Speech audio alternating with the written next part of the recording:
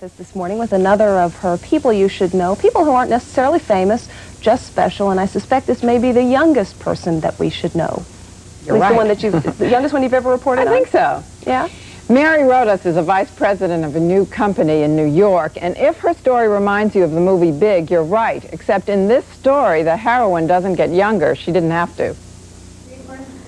When the countries control large areas of territory beyond their borders, we say they have an empire. Sitting in her 8th grade class at St. Joseph and Michael's School in Union City, New Jersey, Mary Rodas looks like an ordinary kid. Pops, I'm on the phone. On the phone at home with rock music, Nintendo, and homework going on at the same time, she sounds like an ordinary kid. But what ordinary kid gets into a limousine 3 times a week and goes to work in New York City, studying for her geography test as she goes?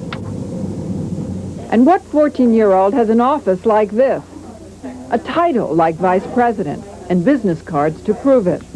Catco is a toy company, and Mary's job calls on her in a number of ways.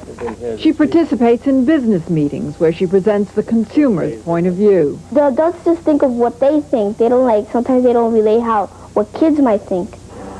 She meets buyers in English and Spanish. ¿Cómo está? Muy bien. She helps develop products, like the recently released Balzac, a balloon with a protective cover. The inventor says that Mary's contribution to Balzac was major. She knew the teenagers were getting very much into fluorescence, and she pushed to have it done in fluorescent colors. She wanted the packaging bright. She came up with things like putting rice inside to make it like a rattle for children. Now, where did you get an idea like that, to put rice in a balloon? Just to make it unusual. Mary also came up with the unusual idea of putting coins inside the balloon. Say we put the coins here and here, or some in the bottom. It's not going to go straight to the person you're hitting the target at. What's so good about that?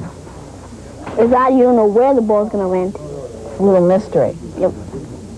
How do you figure out what kids like? I'm a kid. Good exercise. And as a kid, Mary has access to other kids. Her classmates often spend recess test marketing for Catco. Well, I'm just asking you, which do you like the most? The balls or the... Okay. Mary's career got going when she was about 8 years old. Her father is the assistant superintendent in Don Spector's building. And when Mary was in the 3rd grade, Spector gave her a toy to take to school. I remember the incident because when she came back and she said, I said, how did they like the product? And they said, well, it really wasn't the right product for my class and age group, so I took it to an older class, and they liked it a lot. And that was the first time I realized that she really had a good feel for demographics, even though at that time she certainly didn't know what the word meant. Mary's mother died recently, and her father works long hours, so the toy company and the people who run it have become like a second family. And Mary's efforts for the company do not go unrewarded. Catco is putting Mary through high school, where she's an A student, and they'll pay for her college education, too. In addition, they've given her stocks, which she follows each day in the Wall Street Journal. Hershey, Disney, General Electric. Good old General Electric.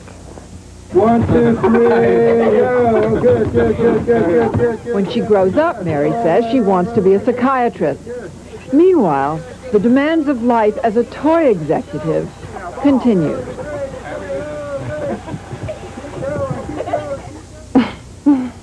Why do you think that she's hit it off, that Mary's done so well as this little mini mogul? Good question. One reason is that this is not a kid with a self-esteem problem.